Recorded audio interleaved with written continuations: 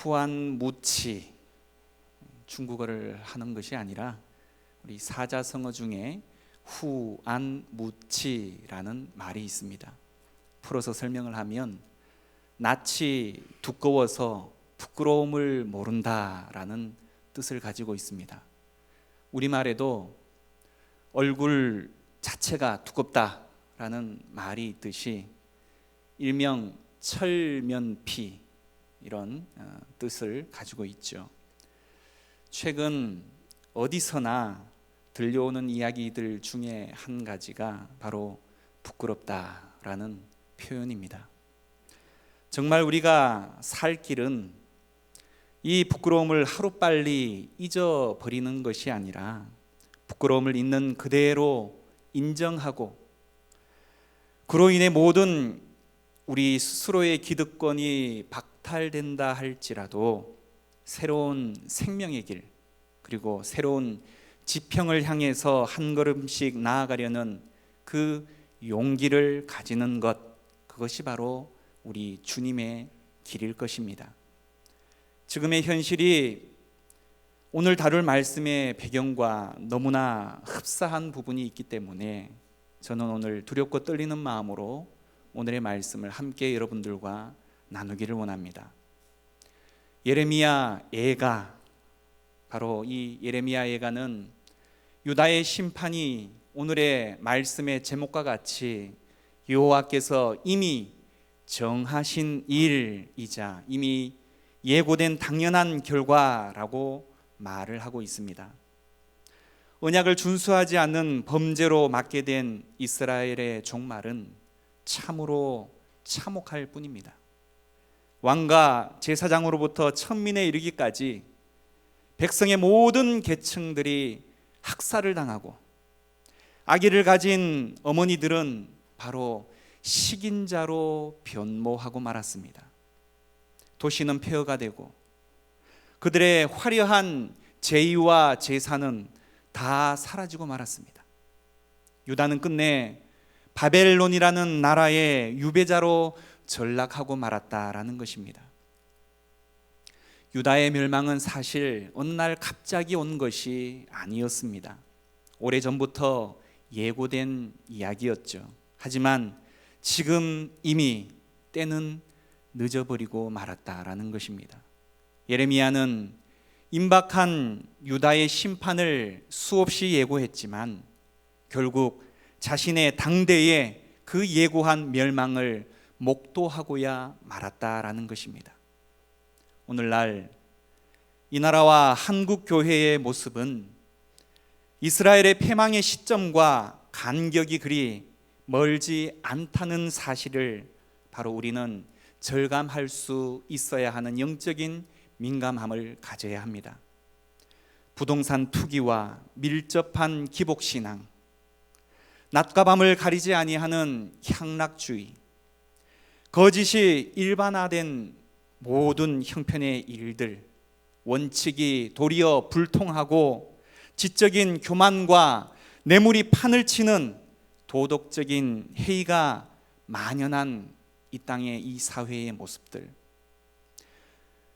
교회는 마땅히 이러한 시대 가운데 빛과 소망을 주어야 할 그런 교회의 사명을 잊어버린 채 돈과 권력과 명예의 그 자리를 내어주고 만 현실이 너무나 가슴이 아프다는 사실들을 많은 이들이 이야기하곤 합니다.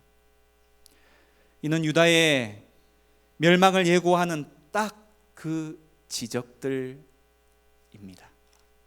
우리 믿음의 각 사람 또한 진정한 회개를 외면한 채 세상적 성공에 목말라 하고 있고 그러한 가치관에 휘청거리고 있는 우리 스스로의 모습을 그 누구보다도 우리 자신은 잘 알고 있지 않습니까? 강단에서 울리는 세례 요한의 회개하라 천국이 가까웠느니라 라는 이러한 외침들은 더 이상 쓸데없는 변방의 잔소리꾼의 이야기들로만 들릴 뿐이다라는 것입니다. 과연 나와 우리 한국교회는 예레미야 애가의 이 외침을 또는 이 절망을, 이 눈물을 과연 외면할 수 있는지 우리 스스로 떨리는 마음으로 깊이 각성해 보아야 할 내용입니다. 오늘 우리는 예레미야 애가 1장을 일부분을 읽었습니다마는 오늘 전체를 좀 저는 다루려고 합니다. 그런데 가끔 죄의 성향에 대해서 오해하는 사람들을 저는 만나곤 합니다. 그들에 따르면 죄는 추하고 흉악하며 냄새가 난다는 것이죠. 물론 죄를 짓고 나면 죄의 성향에 대한 통찰력이 생겨서 이런 내용들을 말할 수 있겠지만 사실 죄를 짓기 전이나 짓는 동안에는 죄가 추하다거나 흉악하다라는 생각은 전혀 들지 않다는 것 우리는 다들 잘 아실 겁니다. 만일 죄를 짓기 전에 혹은 죄를 지으면서 이런 생각을 할 수 있다면 세상에 죄를 지을 사람이 그리 많지 않을 것 같습니다.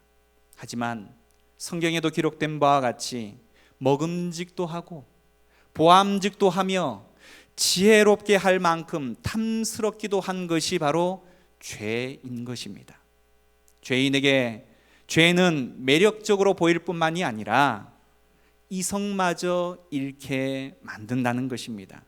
죄의 영향력 아래에 있는 사람은 사리 판단을 잘 할 수 없게 된다라는 것이죠. 그들은 남의 죄를 비난하면서도 자신의 동일한 죄에 대해서는 정당화하려는 그런 습성을 가집니다. 오죽하면 남이 하면 불륜이고 내가 하면 뭐라고 이야기합니까? 로맨스라고 이야기하죠. 그 밖에 여러 가지 이유로 인해서 일부 사람들은 죄를 또한 즐깁니다. 심지어 죄 짓기를 통해서 짜릿한 쾌감마저 느낀다는 것입니다. 그러나 죄가 가져다 주는 흥분과 쾌감은 사실상 그리 오래가지 못하는 법이죠. 잠시 동안의 쾌감 이후에 치러야 하는 대가는 너무나 고통스럽다는 것입니다. 짜릿함 대신에 죄책감, 쾌감 대신에 좌절감이 엄습하게 되어져 있다라는 것입니다. 지은 죄에 대해서 후회하지만 이미 엎질러진 물은 다시 담을 수가 없다라는 것이죠.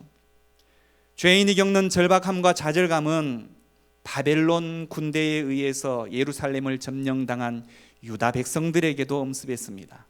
예레미야 애가 1장은 하나님의 심판을 받아서 폐허가 된 예루살렘의 참담한 실상과 죄인의 뒤늦은 후회 또한 탄식을 그리고 있습니다.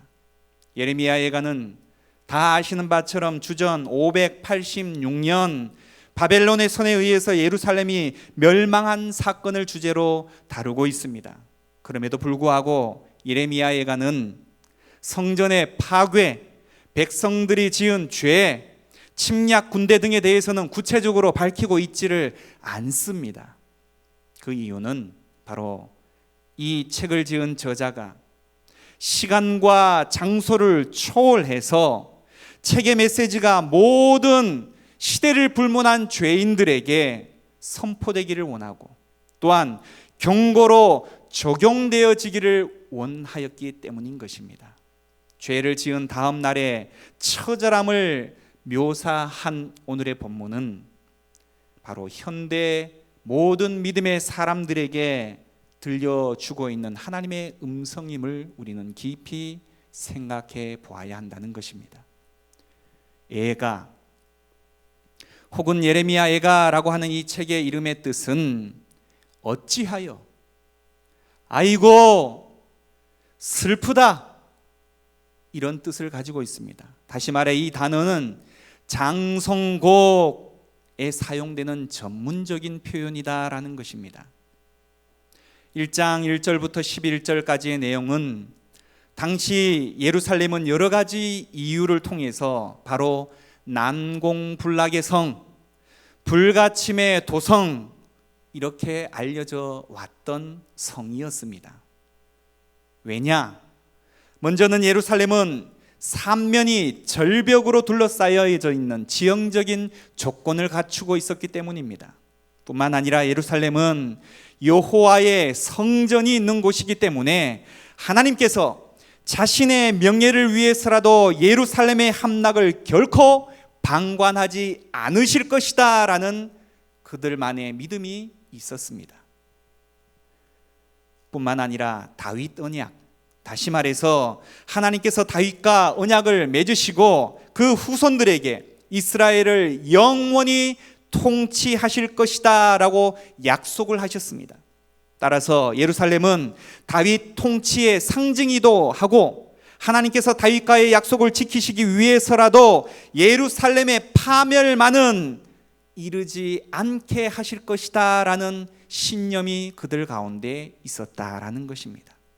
그런데 문제는 바로 이 예루살렘의 파괴가 역사적인 사실로 드러나고 말았다라는 것입니다. 믿기 어려운 일을 당한 이스라엘 백성들이 가장 받아들이기 힘들었던 내용은 하나님께서 자신의 백성으로 선택하신 그들을 친히 버리셨다라는 사실입니다. 다시 말해 주의 백성들은 지금 신학적인 위기를 경험하고 있다라는 것입니다. 그동안 그들이 영원 불변하는 신학적인 사실들로 여겼던 것들이 순식간에 무너져 버리고 말았다는 것이죠. 이런 상황을 배경으로 저자는 한때 열방의 대열에 자신만만하게 서 있었지만 이제는 완전히 몰락해버린 예루살렘의 참담함에 대해서 묘사를 하고 있습니다. 뿐만 아니라 유다의 멸망과 함께 종교 제도도 또한 몰락하고 말았습니다. 이스라엘 백성들이 안전망이라고 생각했던 성전 안전주의, 이런 잘못된 신학은 바로 허상에 불과하다라는 것을 깨달았습니다. 하나님께서 의도적으로 잘못된 종교 의식과 헛된 것에 의존하고 있던 그들의 믿음의 상징들을 여실 없이 무너뜨리고 말았다라는 것입니다. 성막을 초막처럼 쉽게 헐어버리셨고 종교적 절기마다 모였던 공예 장소를 회파해버리셨고 절기와 안식을 잊어버리게 하시고 그러한 행사마다 참석했던 왕과 제사장들을 멸시하셨습니다. 그뿐 아니라 하나님과 화해의 장소요, 죄를 사함받던 장소였던 제단을 헐어버리셨고 성소를 미워하시며 성전의 벽을 원수의 손에 붙이시고 원수들이 여호와의 전에서 승리의 소리를 외치는 장면을 이스라엘 백성들이 목도하게 만드셨습니다. 또한 여호와께서는 성곽 같은 건축물까지도 심판의 대상이 되어서 통곡하게 하셨고 쇠하게 하셨다라고 예레미야 예가 2장에서는 밝히고 있습니다.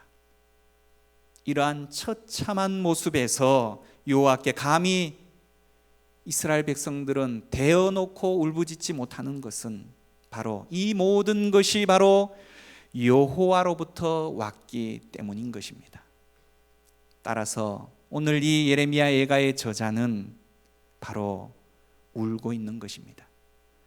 예루살렘의 고통 속에서 신음하는 여인으로 묘사를 하면서 깊은 울음을 터뜨리고 있습니다. 2장 11절 말씀에 내 눈이 눈물에 상하여 내 창자가 끊어지며 내 간이 땅에 쏟아졌으니 이는 내 딸 내 백성이 패망하여 어린 자녀와 젖먹는 아이들이 성읍 길거리에서 기절함이로다.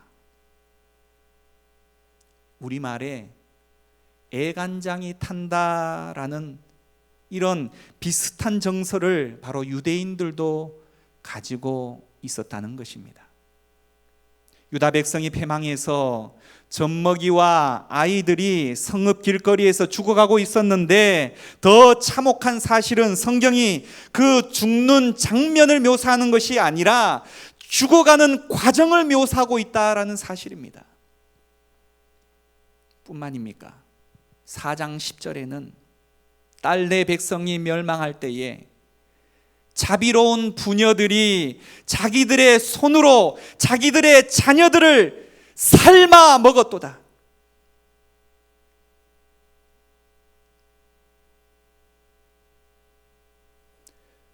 멸망은 단계적으로 이루어져서 바벨론의 칼이 위협 가운데에 놓여지게 되자 포위 가운데에 굶주림의 위협이 다가올 수밖에 없었죠. 어머니들은 자녀들을 먹일 수 없어 굶주리게 만들었고, 드디어는 그 자녀들을 삶아 먹어야 하는 비참한 지경에 이르고 말았습니다.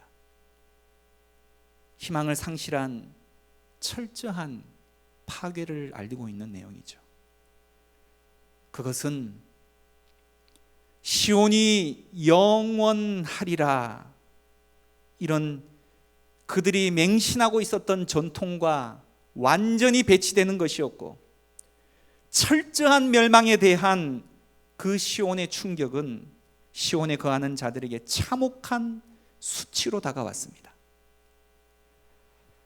1장 1절에서 4절까지의 내용 가운데에 한순간에 신분과 지위를 잃어버린 여인, 바로 예루살렘을 말하는 거죠.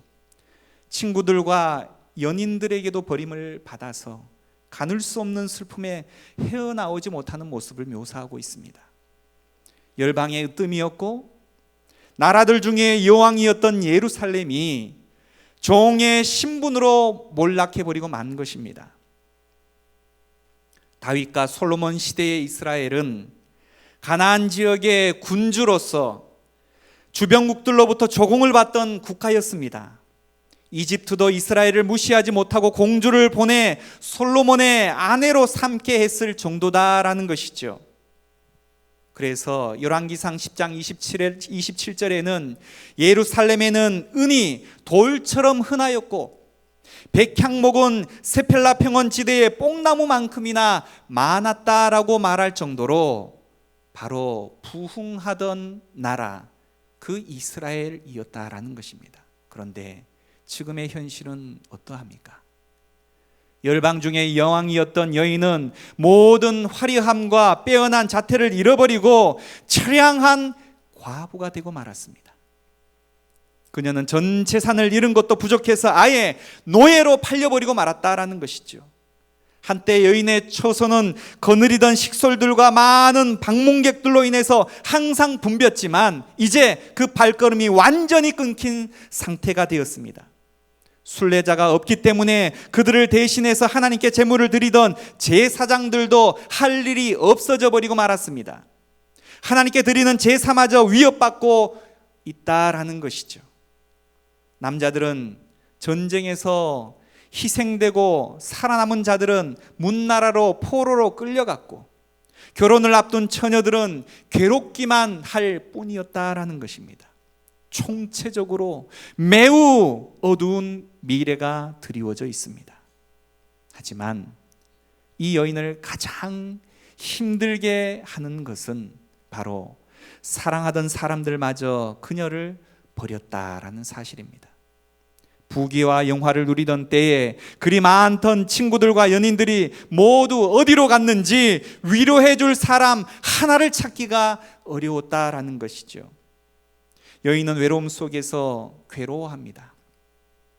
예루살렘이 바벨론 군대에 의해서 함락되던 그날에 이스라엘의 형제 나라라고 할 수 있었던 에돔이 도리어 침략군의 선봉대로 서서 공격해온 사실, 적에게 당하는 것도 상처가 되는데 이제는 친구나 아군에게 배반당하는 더 큰 상처를 지금 맞이하고 있다라는 것입니다. 예루살렘이 처량해진 만큼이나 상대적으로 더욱 번성해지고 있는 것이 바로 시온의 원수들이었습니다. 예루살렘이 이 지경이 되기까지 그들의 리더들은 도대체 무엇을 하고 있었습니까? 그들은 침략군들에게 대응할 엄두도 내지 못했습니다. 오로지 자신들의 목숨을 부지하기 위해 모든 것을 버려버리고 모든 책임을 다 떠넘겨버리고 도망을 가버리고 말았다는 것입니다. 이 세상에서 시온을 도와줄 사람은 단 한 사람도 없었다라는 것이죠. 오히려 세상은 예루살렘을 비웃고 조롱하였습니다. 그렇다면 시온의 남편이 되시는 여호와 하나님은 어떠하십니까? 하나님의 도움을 기대하는 것도 이제는 무리입니다. 이 재앙이 바로 여호와께서 주신 것이고 그분으로부터 온 것이기 때문인 것이죠. 그렇다면 남편의 징계를 받아서 파멸에 이른 예루살렘에게 소망은 과연 있을까요? 그녀의 기도는 고통을 헤아려 달라는 호소로 시작해서 같은 호소로 끝을 맺습니다. 자신과 자식들의 처량한 신세도 문제지만 이방인들이 자신의 남편의 거처인 성소를 드나드는 것이 더욱 마음이 찔렸습니다. 모든 것이 바로 총체적인 위기 가운데 처해 있다라는 것이죠. 여인이 눈물을 지으며 드리는 기도는 모든 재앙이 하나님께서 하신 일이라는 점을 시인하며 그분의 초점에 맞춰져 있습니다. 이스라엘의 환란이 닥칠 때 방패가 되어 주셔야 할 분이 직접 내리신 징벌이시기 때문에 피해갈 수가 없다는 것입니다. 또한 여인은 모든 일이 다름 아닌 자신의 죄 때문이다라고 인정을 하고 있습니다. 여인은 자신의 슬픔이 세상에 유례가 없는 것이고 뼛속까지 타는 듯한 아픔이라고 지금의 상황을 표현하고 있습니다.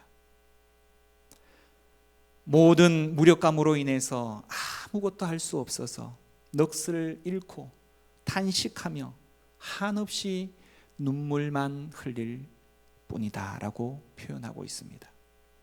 죄로 인해서 도성에 남은 거민들의 형편 또한 처참 그 자체입니다. 거리에서 약탈이 자행되고 집안엔 죽음이 가득했습니다. 그 자리에서 이제 여인은 자신에게 초점을 맞추고 마음속 깊은 곳에서 우러나오는 고백을 시작을 합니다. 1장 20절 말씀을 다른 번역으로 제가 한번 읽어 보겠습니다. 표준 새 번역에는 주님, 나의 절망을 살펴주옵소서. 애간장이 다 녹습니다. 내가 주님을 얼마나 자주 거역하였던가를 생각하면 심장이 자주 터질 것 같이 아픕니다. 여인은 당면하고 있는 고통을 뒤로하고 죄를 지음으로써 하나님의 마음을 아프게 했던 일에 대해서 괴로워하고 있다는 것입니다. 여인은 자책함으로써 하나님의 자비를 기대하기에 합당한 자세로 한 걸음 더 나아가게 된다라는 것이죠. 그렇다면 오늘의 본문, 다시 말해 지금으로부터 2600여 년 전에 근동에 일어났던 사건을 배경으로 하고 있는 이 내용이 오늘날 우리에게는 어떤 의미와 교훈으로 우리는 받아들여야 할까요? 지금의 대한민국, 온 나라 안에 주님의 교회들, 어둠 가운데 빛의 사명을 감당해야 할 그리스도인들, 바로 우리, 나에게 오늘 본문은 어떻게 우리가 적용해야 할까요? 너무 상황이 비슷해서 등골이 오싹할 정도의 말씀으로 여겨집니다. 그러한 시대에 내리신 여호와의 심판의 소리가 여러분의 귀에도 들리십니까? 심판의 참혹함이 지금 여러분의 눈에도 보이시냐라는 겁니다. 주님이 맞으신 살이 뜯겨나가는 수없는 채찍질이 사실은 내가 그리고 우리가 맞아야 할 채찍질이었음을 여러분들은 실감하고 있습니까? 오늘의 이 모든 형편과 상황이 나와는 상관이 없는 이야기라고 그 누가 호언장담할 수 있냐라는 것입니다. 그렇다면 오늘의 본문을 통해서 우리는 먼저 믿음의 자녀, 빛의 자녀라고 말하는 우리가 의롭지 못하게 살면 우리 개인, 다시 말해 자신은 물론이거니와 우리가 속한 사회까지도 파멸의 길을 반드시 맞이하게 된다라는 사실, 그 경고의 소리를 우리는 들을 수 있어야 합니다. 사회가 타락하는 것에 대한 책임은 바로 각 개인에게 있다라는 것입니다.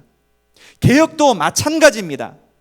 개인이 개혁될 때 사회도 개혁이 되는 것입니다. 세상이 아무리 형편없고 윤리가 타락해도 우리는 의를 행할 책임이 있는 사람들입니다.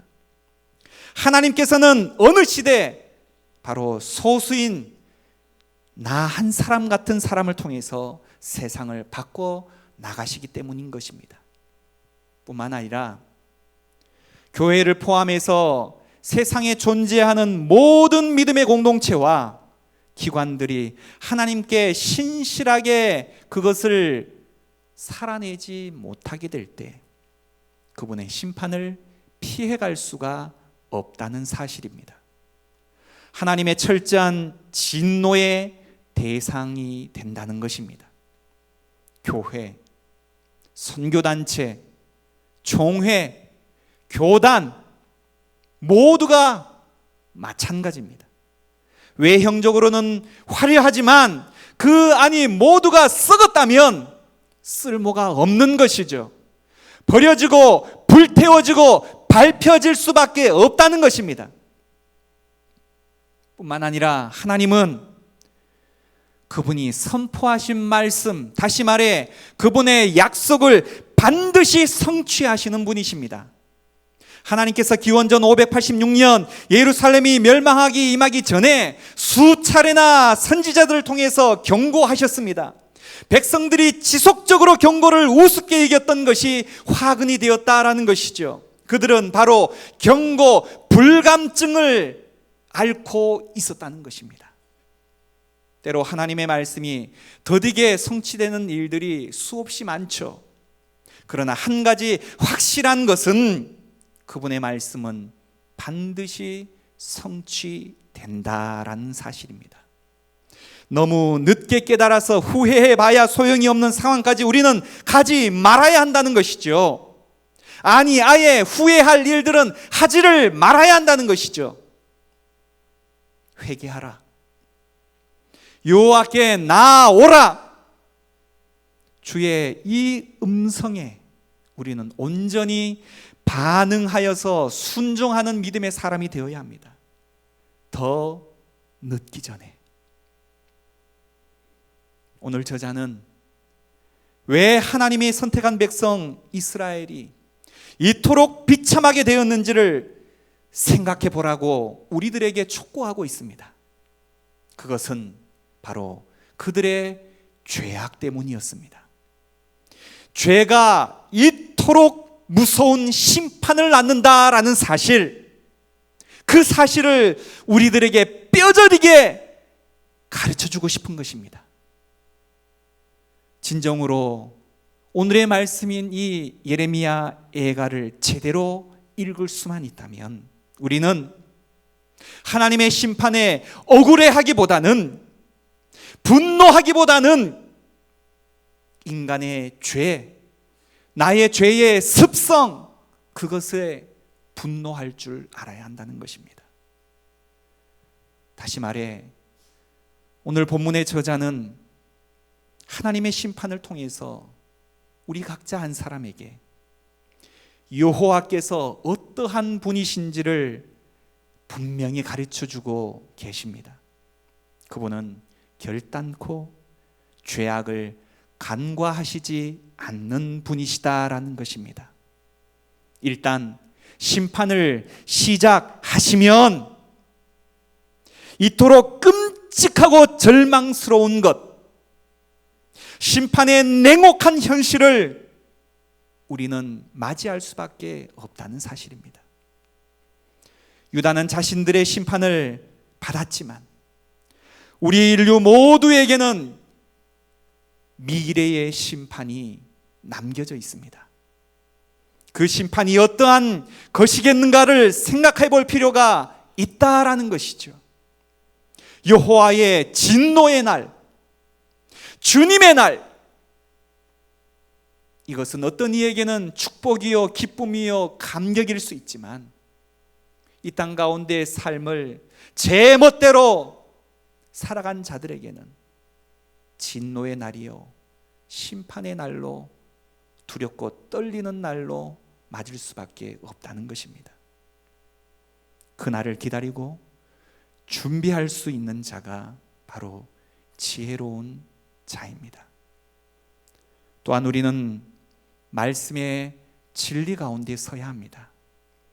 유다 백성들의 치명적인 실수는 예레미야 예가 2장 14절에 잘 드러나 있습니다.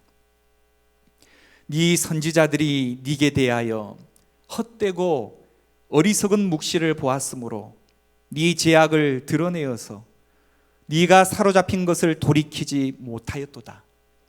그들이 거짓 경고와 미혹하게 할 것만 보았도다. 결국 여호와의 묵시를 무시하고 거짓 선지자들, 다시 말해서 복 세상적인 성공에만 매달려 있는 이런 이야기들에 미혹되어서 자신들에게 엄습해 있는 이 죄악의 어둠을 물리치지 못하였다는 것입니다. 우리도 하나님의 진리의 말씀에 굳게 서지 못한다면 진리에서 멀어지는 것은 시간 문제인 것입니다. 사도 바울의 권고대로 우리는 모든 일에 근신하여 고난을 받으며 전도의 인을 하며 우리의 직무를 다하는 자들이 되어야 합니다. 오늘 저자는 그래서 이러한 모든 형편 가운데에서도 쉬 절망하지 아니하고 예레미야 예가 3장을 통해서 희망을 바라보았습니다. 북이스라엘과 남유다가 여호와께 불순종하고 그 결과로 여호와께서 그들을 향해서 심판을 행하셨지만, 그러나 그 혹독한 고난에서도 회개의 기도를 드리며 여호와를 향한 신뢰와 소망을 저버려서는 안 된다라고 말하고 있다는 것입니다.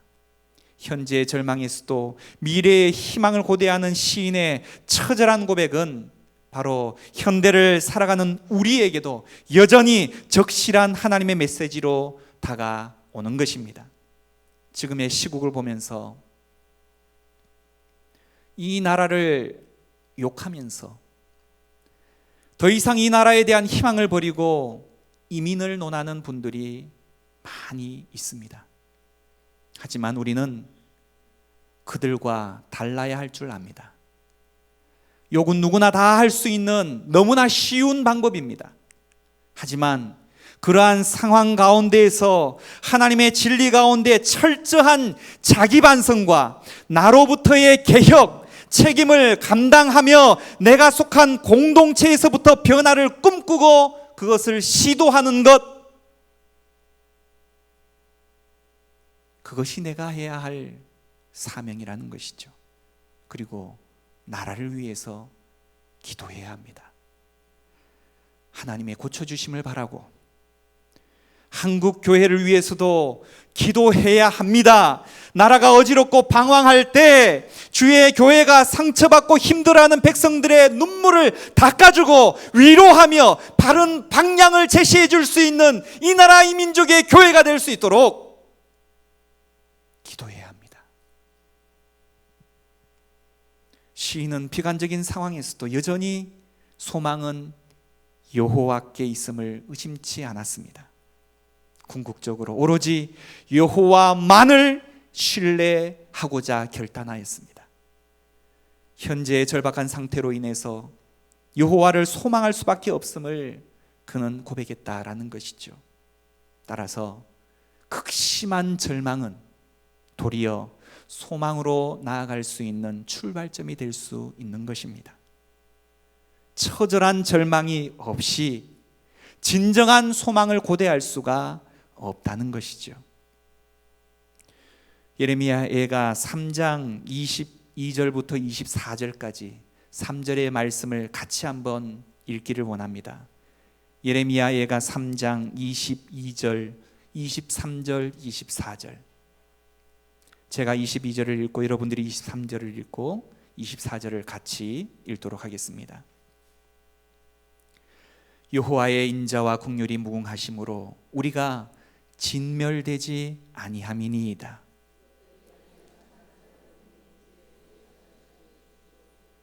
내 심령에 이르기를 여호와는 나의 기업이시니 그러므로 내가 그를 바라리라 하도다.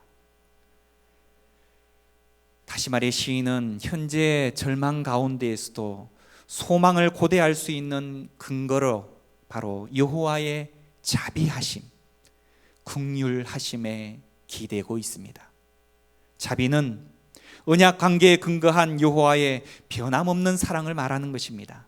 그것은 하나님과 그분의 백성 간의 언약 관계가 여전히 유효함을 말해주고 있는 것입니다. 그렇다면 이스라엘에게 희망은 아직 남아있다는 것입니다. 여기서 그분의 자비는 이스라엘의 남은 자를 통해서 나타납니다. 비록 여호와의 심판이 혹독하지만 모든 백성들을 진멸하지 아니하시고 남겨두심으로써 그분의 사랑을 보여주고 계시다라는 것이죠. 나아가 그들을 통해서 그분의 언약 관계를 다시금 새롭게 수립하고 계시는 것입니다. 시인은 고난을 당하고 있는 백성들이 해야 할 일은 이렇듯 선하신 하나님께서 베푸실 구원을 기다리라 라고 말하고 있습니다. 시인은 고난이 닥쳐올 때 잠잠하며 하나님 앞에 자신을 낮춰야 한다라고 말하는 것입니다. 심판을 당할 때 그 심판자에게 원망하며 도전하기보다 오히려 그 결과에 전적으로 순응하며 더욱 자신을 그분께 내어 맡길 것을 말하고 있다는 것입니다. 다시 말해 시인은 하나님께서 자신들을 영원히 버리지 않을 것을 확신하고 있다는 것이죠. 그래서 33절에는 시인이 이렇게 말합니다. 주께서 인생으로 고생하게 하시며 근심하게 하심은 본심이 아니시로다. 다시 말해 하나님께서 고통을 내리시는 것, 그것은 그분의 본심이 아니라는 것입니다. 이스라엘의 심판은 영원의 관점에서는 바로 영원한 실제이기보다 그분을 사랑을 표현을 통해서 다시 말해 이스라엘을 다시금 깨끗게 하시고 정결케 하셔서 새롭게 세우시기를 원하시는 영혼의 관점에서의 징계일 뿐이다라는 것입니다. 따라서 인생의 생사화복은 주님의 주권과 권능에 달려 있는 것입니다. 비록 인생들이 심판을 받아서 현재 고통을 당하더라도 하나님께서 고통에서 건져내 회복으로 인도해 주실 분, 그분은 오직 하나님 한 분밖에는 없다는 것입니다. 따라서 우리는 지금까지 지나온 삶의 모든 행동과 행위들을 점검하고 잘못된 모든 죄악들을 바로 잡아야 한다는 것입니다. 하나님과의 관계의 회복을 위해서 먼저는 자신의 죄의 심각성을 깨달아 알아야 한다는 것입니다. 그 죄에 대해서 하나님께서 어떻게 생각하실지, 어떤 심판으로 우리들 가운데 허락하실 수밖에 없는지를 우리는 철저하게 볼 줄 알아야 한다는 것입니다. 그리고 그 죄악을 하나님 앞에 진심으로 회개하고 그 길에서 돌이켜서 그분의 자비하심을, 긍휼을 구하게 될 때 하나님과의 그 언약의 관계는 다시금 회복되어지는 것입니다. 깊은 수렁에서 탄식하던 시인은 그 가운데에서 여호와의 이름을 부르며 마침내 주님으로부터 기도의 응답과 위로의 말씀을 듣게 됩니다. 스가랴서 1장 3절 말씀에는 똑같은 배경을 가지고 있습니다만 이렇게 이스라엘 백성들에게 말씀하고 계십니다. 너희는 내게로 돌아오라. 너희는 내게로 돌아오라. 그리하면 내가 너희에게로 돌아가리라. 왕이신 하나님은 결코 자신의 백성들을 잊어버리거나 버리시지 않는다는 것입니다. 하나님은 그분의 인자와 긍휼을 베푸시고 신실하시며 선하신 우리의 구원자가 되시는 분이십니다. 따라서 우리가 해야 할 길은 그분께로 돌아가는 길밖에 없습니다. 그러나 여기에서 우리가 한 가지 명심해야 할 사항은 믿음의 순종이 없이는, 우리의 삶으로 보여주는 그 믿음의 표현이 없이는 하나님의 약속의 선물을 결단코 누릴 수가 없다는 것입니다. 순종은 율법적인 맹종이 아니라 나에게 자신의 생명까지 내어주신 그 고난의 과정을 다 감내하시면서 하나님을 전심으로 사랑하고, 또한 우리의 죄악된 인간들을 사랑하시고 용서하시는 그분의 무한하신 사랑 가운데에 감격하고, 또한 감사해서 그분을 사랑하고 신뢰하는 삶의 방식으로서의 순종이 되어져야 한다는 것입니다. 이러한 믿음의 순종은 하나님의 복을 누리는 진정한 삶의 방식이 되는 것입니다. 그렇지 않으면 복을 주시려고 두신 그 은혜의 땅 가운데에서 하나님의 저주를 경험할 수밖에 없는 것입니다. 따라서 우리는 오늘 예레미야 애가의 고통과 이 참혹한 슬픔, 순종과 수고가 없이 아름다운 열매를 거두고 풍성한 삶을 누리려고 하는 모든 거짓된 복음, 그릿된 잘못된 복음, 타협하는 복음, 영광만을 이야기하는 복음, 성공만을 이야기하는 복음, 그 모든 시도에서 하나님이 철저하게 심판의 메시지를 던지는 것입니다. 하나님은 이렇듯 화려한 성전이 없기 때문에 자신의 백성 가운데 거하시지 못하는 것이 결단코 아닙니다. 이미 그들의 죄악 때문에 자신의 백성이라고 약속하셨던 그들마저도 철저하게 버리시고 불태우시도록 허용하신 분이 우리 하나님이십니다. 자신의 하나밖에 없는 아들 예수 그리스도조차도 죄라는 그 흉물스러운 그것으로 인해서 십자가상에서 외면하셨던 분이 우리 하나님이십니다. 사람들은 흔히 아름다운 성전의 건축과 또한 그 보존이 하나님의 임재의 영광을 나타낸다라고 이야기들을 하지만, 그러나 하나님의 임재의 조건은 하나님의 백성들의 믿음과 사랑밖에 없음을 우리는 반드시 기억해야 합니다. 그것이 온전한 성전의 진정한 건축 재료가 되는 것이죠. 그렇기 때문에 하나님은 더 이상 교회의 체면을 아랑곳하시지 않으시는 분이시다라는 사실, 필요하면 그 성전마저도 불태워버리시고 자신의 진정한 영광을 드러내시는 분이다라는 사실을 우리는 잊지 말아야 합니다. 우리의 지금의 현재의 믿음으로, 우리 현재의 지금의 믿음의 행보로, 삶의 습관으로 과연 우리는 하나님 앞에 얼마나 당당하게 설 수 있겠습니까? 다시 한번 예레미야 애가의 이 울부짖음, 예루살렘이 어떻게 패망하였는지를 우리가 경고의 메시지로 잘 받아서 허물어져가는 이 땅, 이 나라, 한국교회, 더 이상 하나님의 골든타임을 놓치지 않고 회복할 수 있는 마지막 시간으로 우리가 부여잡아야 되지 않겠습니까? 더 이상 누구의 책임으로 우리가 그 책임을 떠넘기려고 할 수 있겠습니까? 바로 나입니다. 바로 우리입니다.